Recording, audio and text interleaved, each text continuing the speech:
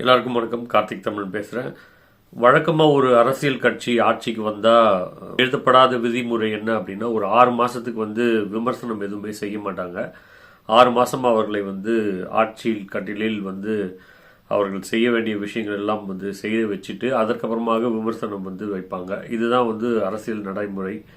ஆனால் இங்கே நடக்கிறது ஒரு இவிஎம்ஐ வைத்து நம்மளை எல்லாருமே முட்டாளாக்கி ஒரு மிகப்பெரிய சைக்கலாஜிக்கல் மேனிப்புலேஷன் செய்து குழந்தைகளை வைத்து என்ன பண்ணாருன்னா, மீடியாக்கு முன்னாடி இது ஹேக் பண்ண முடியும்னு சொல்லிட்டு டெமான்ஸ்ட்ரேட் பண்ணி காமிச்சிட்டாரு. அப்புறம் என்னாச்சுன்னா அவர் அரெஸ்ட் பண்ணிட்டாங்க. ஒரு 40 உயிர்களை பலி கொடுத்து அதை பற்றி கொஞ்சம் கூட கவலைப்படாம கூத்து கும்மாளம் இந்த மாதிரியான விஷயங்கள் எல்லாம் செய்து இவிஎம்ஐ வைத்து கேவலமாக புற வாசல் வழியாக உள்ள வந்த இந்த ஆட்சியை பற்றி விமர்சனம் செய்யறது வேணாம். அவங்க பண்ற விஷயங்களை கவனிச்சாலே அவ்வளவு கேவலமா இருக்கு. அதை பத்தி தான் நம்ம பேச போறோம். எந்த அளவுக்கு போகுது அப்படின்னா, இவங்க பதவியேற்ற விஷயத்தை பற்றி பேசலாம் அப்படின்னு நினைக்கிறதுக்குள்ளேயே அதுக்குள்ளேயே பதவியேற்றதுலேயே பல காமெடிகள். அங்க நின்றுட்டு நான் அமரேந்திர பாகுபலி ஆகிய நான் அப்படின்ற மாதிரி அங்க நின்றுட்டு ஜோசப் விஜய் ஆகிய நான் அப்படின்னு அங்கெல்லாம் சொல்ல, அங்கே இருக்க சங்கி கவர்னர் உடனே தம்பி அதெல்லாம் கூடாது, நான் சொல்கிறத திருப்பி சொல்லணும் அப்படின்னு சொல்லி அந்த பக்கம் ஒரே காமெடி பண்ண, இந்த பக்கம் நம்ம ஹிந்தி அக்கா இருக்கிறாங்க இல்லையா, கீர்த்தனா அமைச்சர் வேற ஆயிட்டாங்க. அது வரை முந்தின நாள் வரைக்கும் அவங்க அமைச்சர் பட்டியலில் இல்லாமல் அடுத்த நாள் ஆர்எஸ்எஸ் என்னடா நாங்கள் ஒருத்தர் அனுப்பி வைப்போம், அவங்களுக்கு நீங்கள் மந்திரி கூட பதவி கூட கொடுக்க மாட்டீங்களா அப்படின்னு சொல்லி அவங்கள மந்திரியாக்குறது. இது நடுவில் த்ரிஷா வந்தோன்னே அந்தம்மா கண்ணெல்லாம் கலங்கிட்டு கண்ணில் ஜலம் வச்சுட்டா பார்த்தேலா அப்படின்ற மாதிரி அவள் ஒரே சீனை போட்டு இவர் அங்கேருந்து பார்க்க அவங்க இங்கேருந்து பார்க்க, முதல்ல இந்த வேட்டியை கட்டுறதை விட்டுட்டு இந்த கோட் சூட்டு போட்டுட்டு வந்தது ஏதோ பதவியேற்றதுக்கு போட்டுட்டு வந்தா கூட பரவாயில்ல. ஆனால் சட்டசபைக்கே அப்படிதான் வர்றாங்க. இப்போ கருப்பு கோட்டு போட்டுட்டு ஏதோ டிடிஆர் இந்த ட்ரெயினில் டிக்கெட் இல்லாமல் வர்றவங்களை பிடிக்கிற மாதிரி ஒரு இது பில்டப்பு கொடுக்குறாங்க. இது எதுக்கு மறைக்க பண்ணுறாங்க அப்படின்னா, ஆர்எஸ்எஸோட ஒரு யூனிஃபார்ம் ஒன்று இருக்குது. அது ட்ரௌசரு மேலே வெள்ளை சட்டை. இதை தான் ஆர்எஸ்எஸோட ஒரு வழக்கமான ஒரு உடை. அதையே கொஞ்சம் அரைக்கால் சட்டையை முழுக்கால் சட்டையாக போட்டுக்கிட்டு வெள்ளை கலர் சட்டையை போட்டு ஆர்எஸ்எஸோட அந்த புத்தியை உள்ளே புகுத்துற மாதிரியே இவர்கள் செய்துட்டு அடுத்து இப்போ என்ன சொல்கிறாங்கன்னா, தமிழர் பாரம்பரியத்துக்கு எதிராக வேட்டி கட்டுறது ஒரு கேவலமான விஷயம் மாதிரி வேட்டி கட்டு வந்தால் பழமைவாதம், கோட் சூட்லாம் போட்டுட்டு வந்தால் இவங்க புதுமையாக புதுசாக ஏதோ ஆட்சி செய்கிற மாதிரி எதோ செய்கிறதுக்கு ஏதோ வழக்கம் போல் இவங்களுக்கு எவன் சொல்லி கொடுக்குறான்னு தெரியல. இவங்க சொல்லி கொடுக்குற அந்த ஸ்கிரிப்டுக்கு ஏற்ற மாதிரி இந்த காஸ்டியூம் டிசைன் பண்ணுறவன் இதில் வேற ஒரு கருப்பு பொட்டை வேற வச்சுட்டு வந்துடுது. கருப்பு பொட்டு, கையில் கயிறு, என்ன தான் நடக்குதுன்னே எனக்கு ஒன்றுமே புரியல. இந்த ஒரு படத்தில் வர்ற மாதிரி காஸ்டியூம் டிசைனர் சொல்கிறதும் மேக்கப் பண்ணுறதும் இந்த ஒரு செட்டப் பண்ணுறதும் இதெல்லாம் இந்த மக்களுக்கு எப்போ தான் புரியும் அப்படின்னு தெரில. ஏதோ இவங்களெல்லாம் மூளை செலவு செய்துட்டாங்க அப்படின்னும் போது கொஞ்சம் கொஞ்சமாக அந்த ரியாலிட்டி உள்ளே வரணும் இல்லையா. ரியாலிட்டி வர்றதுக்கு நம்ம மேலேயும் தப்பு இருக்குது அப்படின்னு நான் யோசிக்கிறேன். ஏன்னா இவங்களுக்கெல்லாம் அரசியல் புரியாது, இவங்கெல்லாம் படிக்காத தற்கூறிகள் அப்படின்னு சொல்லி விட்டு விலகுனதோட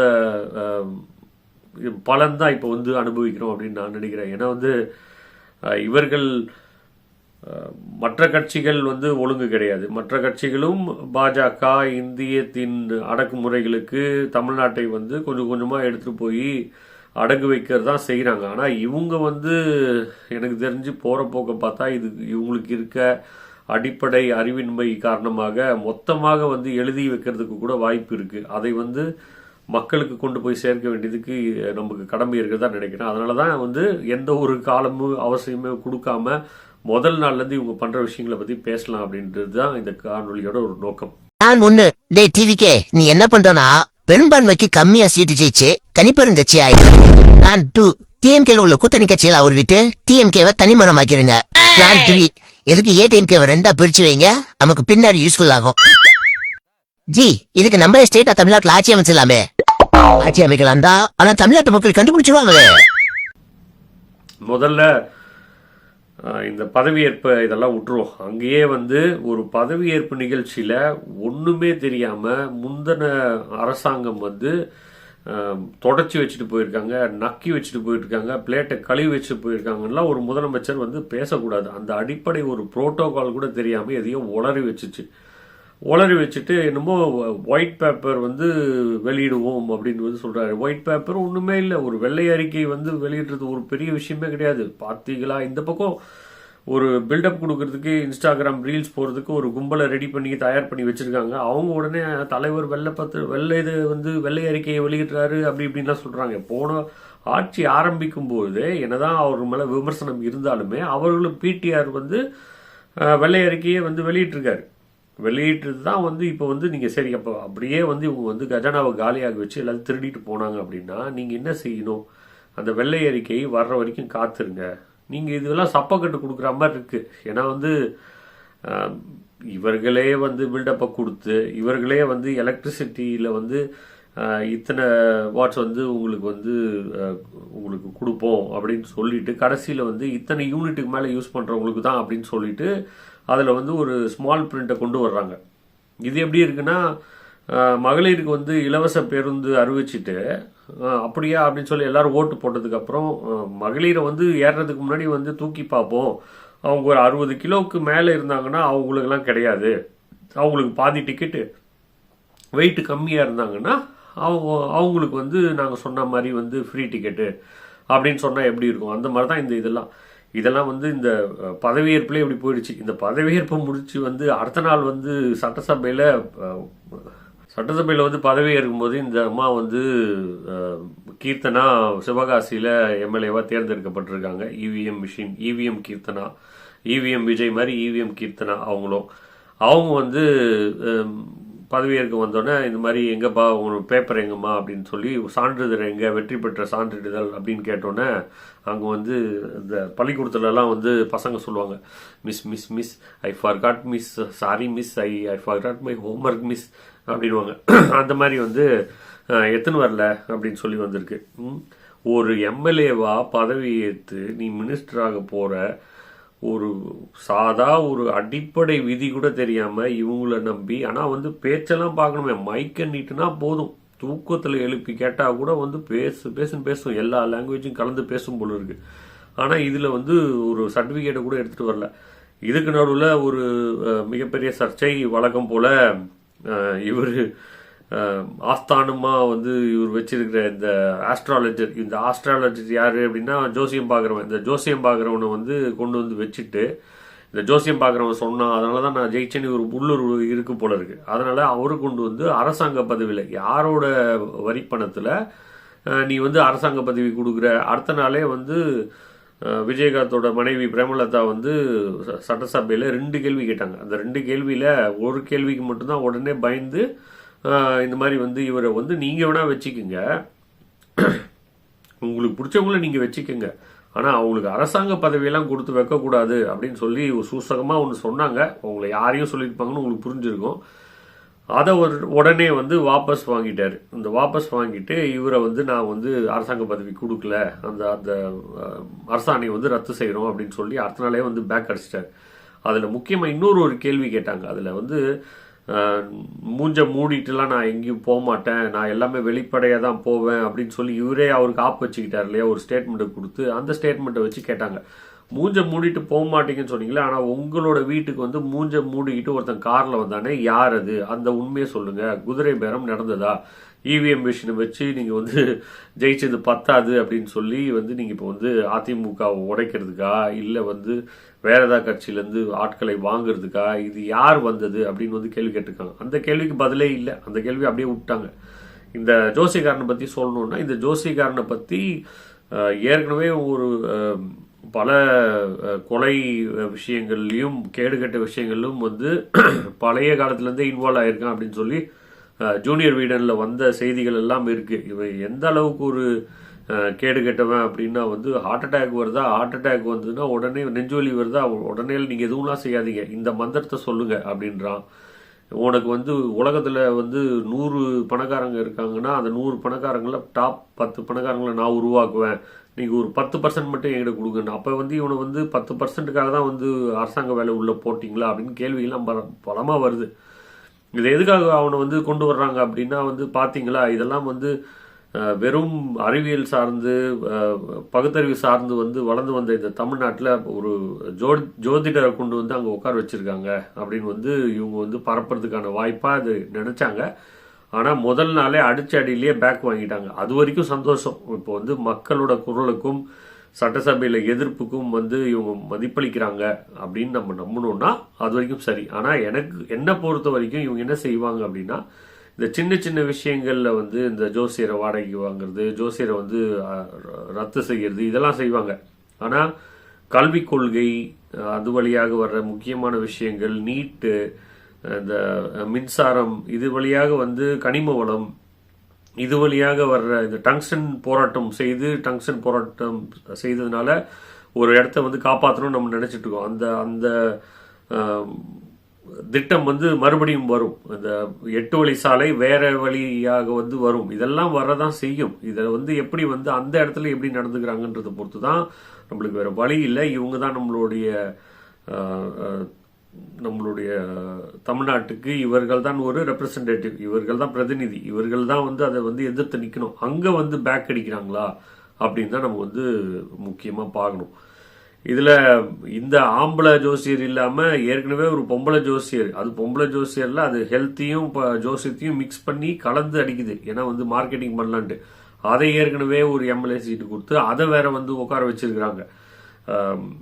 இதில் அது என்ன சொல்லுது, இந்த ஆள் கூட பரவாயில்ல, இவன் ஏதோ பிஸ்னஸ் ஓரியன்டாக வந்து அடிச்சு விட்றான், வந்தால் வந்து நம்மளுக்கு லாபம், வரலன்னா வந்து உன்னோட தப்பான கிரகங்கள், அது வந்து சேது வந்து இதில் நிற்கிறான், கேது வந்து இதில் நிற்கிறான், ராகு வந்து இந்த காதில் பூண்டான், அப்படி இப்படின்னு எதையாவது சொல்லி வந்து மாற்றிடலாம். ஆனால் இந்த மாதிரி என்ன சொல்லுதுன்னா, பூர்வ ஜென்ம கர்மா அப்படின்ட்டு, நீ இப்போ இந்த இதில் வந்து இந்த ஜென்மத்தில் நீ படுற இந்த கஷ்டங்கள்லாம் நீ ஏழையாக பிறந்ததுக்கோ, நீ வந்து படிப்பு இல்லாமல் நாங்கள் வந்து உன்னை வந்து ஆக்கிறதுக்கோ, நான் ஒன்று வந்து தொடமாட்டேன்னு சொல்கிறதுக்கோ, உன்னை என் வீட்டு உள்ளே விட மாட்டேன், நீயும் எனக்கு சரிசமமாக உட்காராம இருக்கணும், நான் வந்தால் ஏஞ்சி நிற்கணும், நான் வந்து பேசினா வந்து இப்படி வாயை போத்து நீ நிற்கணும், இதெல்லாம் வந்து ஓன் தப்பு கிடையாது. இதெல்லாம் போன ஜென்மத்தில் நீ பண்ண பாவங்கள். அந்த பாவத்துக்காகத்தான் நீ வந்து அபிஷ்டு என்னோட கீழே இருக்க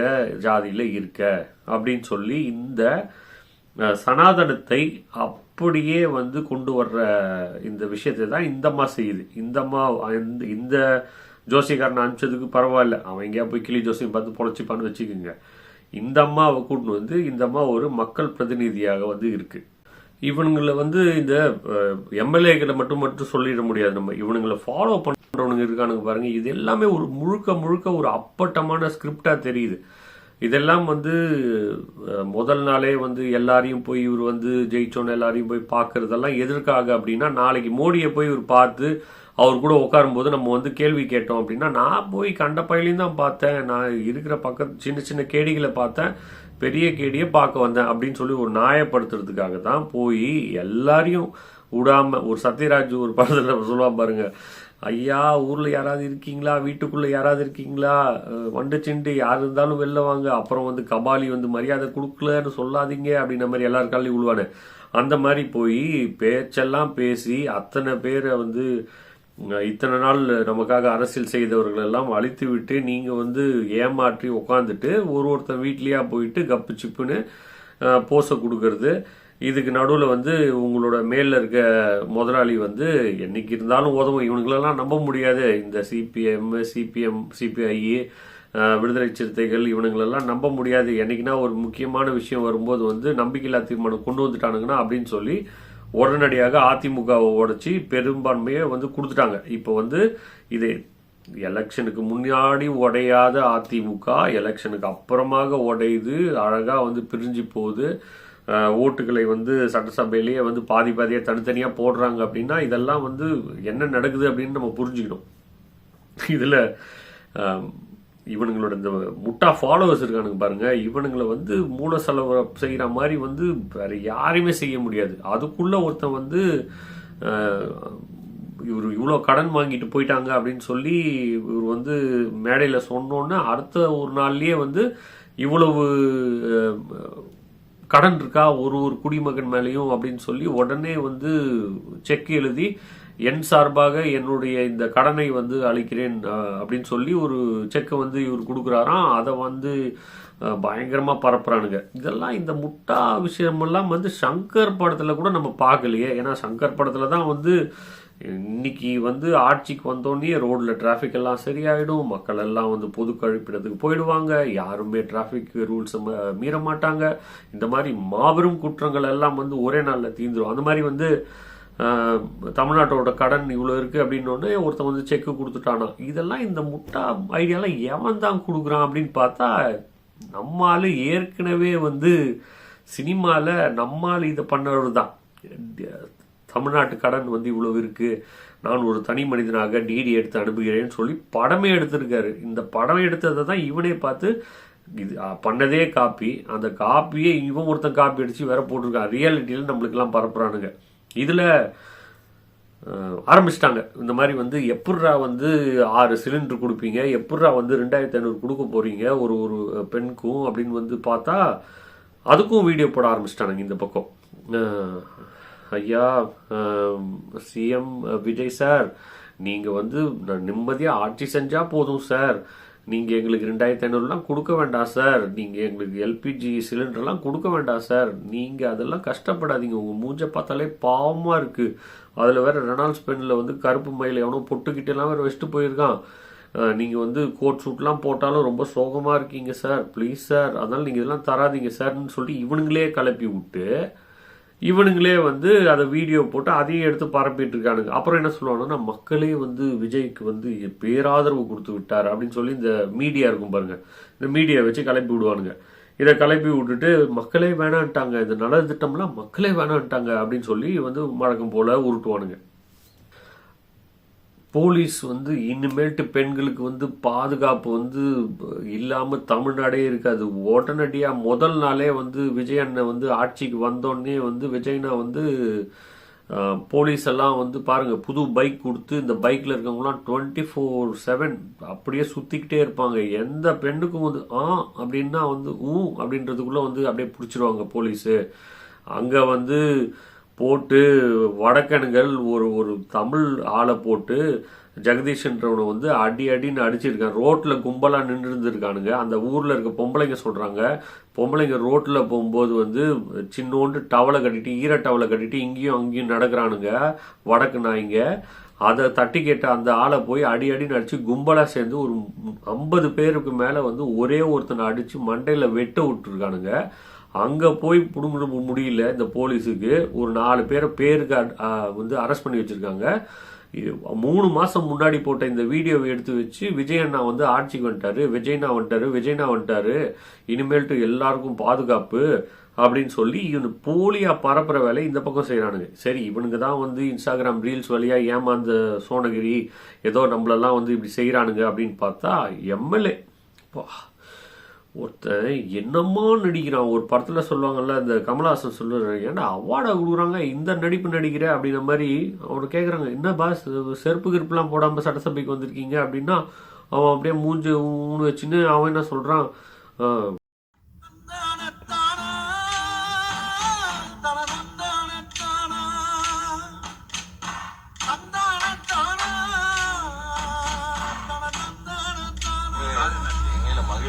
கார் இல்ல, அதனால எம்எல்ஏ ஸ்பெஷல்னு சொல்ற பேருந்துல தான் நான் போயிட்டு வரேன்.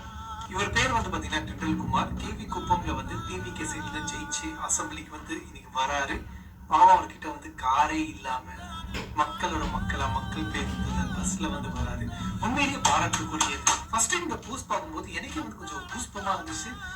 இப்படிப்பட்ட எம்எல்ஏ எல்லாம் வந்து பாத்தீங்கன்னா தாவாக்கால இருக்காங்களா அப்படின்னு சொல்லி மெய் செலுத்து போனேன். ஆனா அவரோட அபிடவிட் எடுத்து பார்க்கும்போதுதான் தெரியுது அவரோட வண்டா வராம என்னதான் இருக்குன்னு சொல்லி. அபிடவிட்ல வந்து பாத்தீங்கன்னா நிறைய நம்பர்ஸ் நிறைய இதெல்லாம் இருக்கு, அது படிக்கிறது கொஞ்சம் கஷ்டமா தான் இருக்கு. அதனாலதான் ChatGPT போட்டு எனக்கு அந்த டீடைல்ஸா சொல்லி சொன்னேன். அது வந்து டீடைல்ஸ் கொடுத்துருக்கு. 2.5 கோடிக்கு மேல வந்து சொத்து மதிப்பை காட்டி இருக்காரு. அதுல அவர் கையில ரொக்கமா கையில கேஷ் பிளஸ் பேங்க்ல அக்கௌண்ட் மட்டுமே 10 லட்சம் ரூபாய் கிட்ட இருக்கு. அவங்க வைஃப் பேர்ல ஒரு 8 லட்சம் ரூபாய் 9 லட்சம் ரூபாய் போட்டு வச்சிருக்காங்க. பேங்க் டெபாசிட் வந்து பாத்தீங்கன்னா 27 lakhs கிட்ட வச்சிருக்காங்க. ராயல் என்ஃபீல்ட் பைக் ஒரு வச்சிருக்காரு. அவர்கிட்ட இருக்கிற கோல்டோட மதிப்பு வந்து பாத்தீங்கன்னா ஒரு 30 lakhs கிட்ட இருக்கு. வைஃப் கிட்ட இருக்கிற கோல்டோட மதிப்பு வந்து பாத்தீங்கன்னா 1.2 crores கிட்ட வந்து வருது. அண்ட் சில்வர் வந்து பாத்தீங்கன்னா 25 lakhs வச்சிருக்காங்க. அக்ரிகல்ச்சர் லேண்ட் வந்து பாத்தீங்கன்னா ஒரு 10 லட்சம் ரூபாய்க்கு இருக்கு. அப்புறம் ரெசிடென்ஷியல் ப்ராப்பர்ட்டி வந்து பாத்தீங்கன்னா 40 lakhs வந்து வீடு வச்சிருக்காங்க. பில்டிங் வந்து பாத்தீங்கன்னா 16 lakhs வந்து மதிப்பு காட்டியிருக்காங்க. அண்ட் அவருக்கு 42 லட்சம் ரூபாய்க்கு கடன் கூட இருக்கு. இதை தாண்டி VT ட்ரேடர்ஸ்ங்கிற ஒரு கம்பெனி வச்சிருக்காரு. அண்ட் லக்ஷ்மி கன்ஸ்ட்ரக்ஷன்ல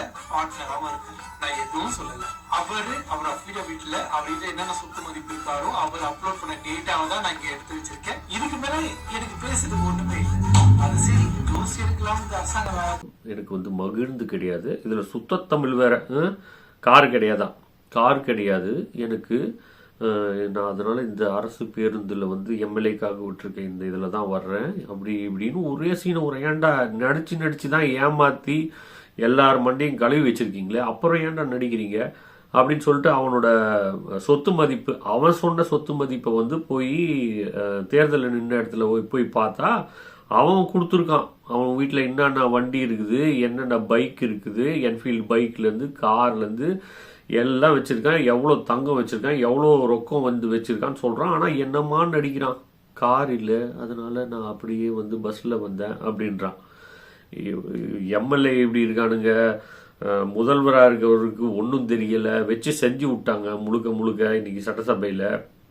அவர் என்ன எதிர்பார்த்தாருன்னா, நான் நினைக்கிறேன் இவர் என்ன சொல்லியிருப்பாங்கன்னா, நீ வந்து ஆட்சிக்கு வந்துரு, அப்புறம் வந்து நான் வந்து முதல்வர் பதவி எடுத்துக்க விரும்பல, நான் வந்து யாரை கை காட்டணும், ஒரு யங் அட்மினிஸ்ட்ரேட்டிவ்ல இருந்து வந்து ஒரு புது ஆளை வந்து நான் கை காட்டணும். இதான் இவங்களோட பிளான் முன்னாடி இருந்துச்சு. ரஜினியை வந்து கொண்டு வரும்போது அண்ணாமலையை வந்து அந்த மாதிரியான ஒரு பியூரோக்ராட்டை வந்து நான் வந்து வைக்கிறேன், நேர்மையான அதிகாரியை வைக்கிறேன் முதல்வரா அப்படி இப்படின்னு சொல்லி ஒதுங்கலான்னு நினைச்சார்.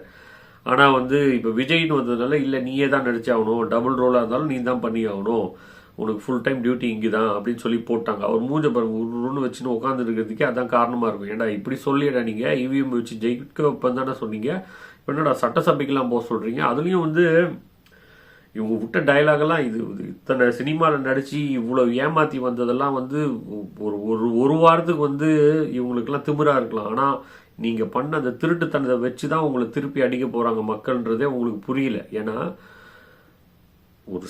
ஒரு சினிமா படம், அந்த சினிமா படத்தில் வந்து ஒரு ஃப்ரான்ஸுக்கு போவாராம், சும்மா 3 டிகிரி இருக்கும் அந்த ஃப்ரான்ஸில் வந்து வேட்டி தான் கட்டு போவாராம். ஏர்போர்ட்டில் வந்து அந்த ஃப்ரான்ஸ்காரங்க வந்து ஃப்ரான்ஸில் இருக்க வெள்ளைக்காரங்க வந்து என்ன மேற்கத்தியவங்க வந்து இவரோட வேட்டியை உருவிடுவாங்களாம். அப்போ வந்து இவர் வந்து வேட்டியை வந்து கட்டிட்டு போகணுன்னு ஒரு இலங்கை தமிழர் வந்து என்னம்மா இது இப்படி ஆயிடுச்சு அப்படின்னுவாங்களாம். அவர் உடனே சொல்லுவாராம், அதனால என்ன இனிமேல்ட்டும் நான் அப்படி தான் கட்டிட்டு வருவேன், இந்த மாதிரிலாம் செய்கிறாங்கன்றதுக்காக தாயை மாற்ற முடியுமா அப்படின்னு.